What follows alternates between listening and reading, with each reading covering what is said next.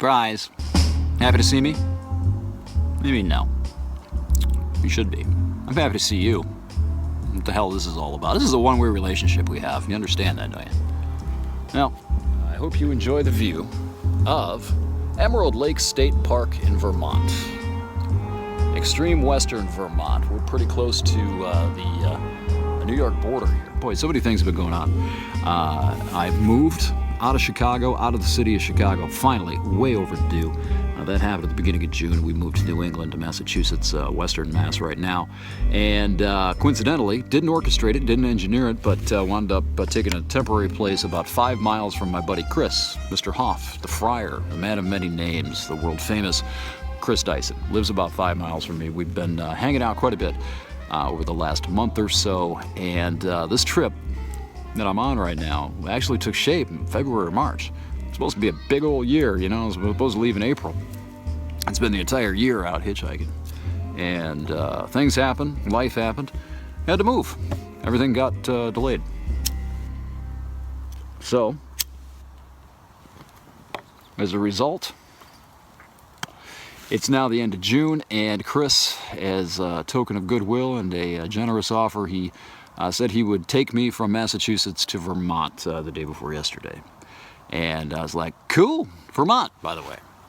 I expected it to be hippy-dippy, like, hey, man, kind of thing. It is a wonderful, wonderful place so far. I haven't seen much of it. But what I have seen, I am incredibly impressed with. The little town Bennington that we were in, we went to the diner to get some lunch and all that. And people were just striking up conversations with us left and right. Hey, how are you? Welcome to Bennington. Do you like our town? Have you seen this? I mean, you've seen this, and then there's this, and then there's this. Oh, are you going to go on the Appalachian Trail? No, I'm not going on the Appalachian. But, point being, very, very friendly fucking people here. And I've seen hippiedom. I've not experienced hippiedom since I've been here. I was worried about the hippie factor. I'm not really keen on hippies these days, or rednecks for that fucking matter. Why do people gotta fucking... Anyway, I saw some hippies. I was visually struck by hippiedom, but I was not immersed in swimming in moonbeam culture. Hitchhiking's supposed to be really good here. I may not be in Vermont long if that's the case. And their cigarettes are expensive, so that kind of pissed me off. That's one thing about Vermont that pissed me off. I figured there were going to be cheap cigarettes here. I gotta wait till I get to New Hampshire for that. So now I have officially one state left to see in the lower 48.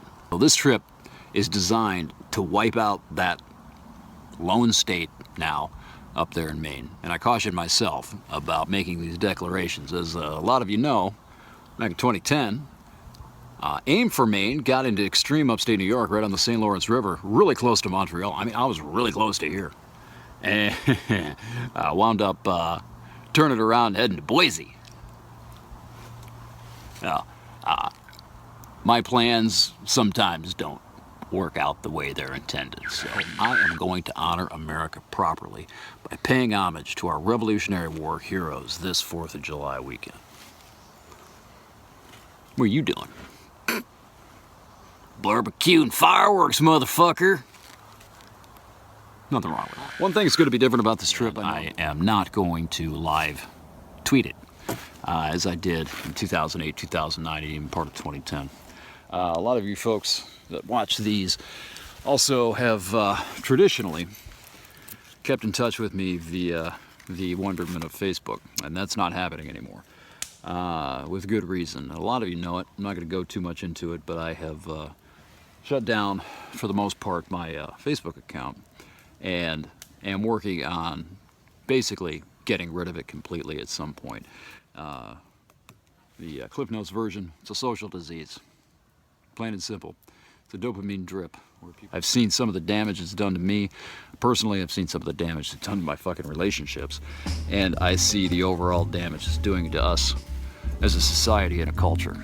And those negatives far outweigh the positives, which are there. But I don't want any part of it. Discovered that my focus has returned. Able to think a lot more clearly. I don't know if I can speak more clearly, but I can think more clearly. Able to contemplate things a little bit deeper and stay on task rather than bouncing from thing to thing to thing.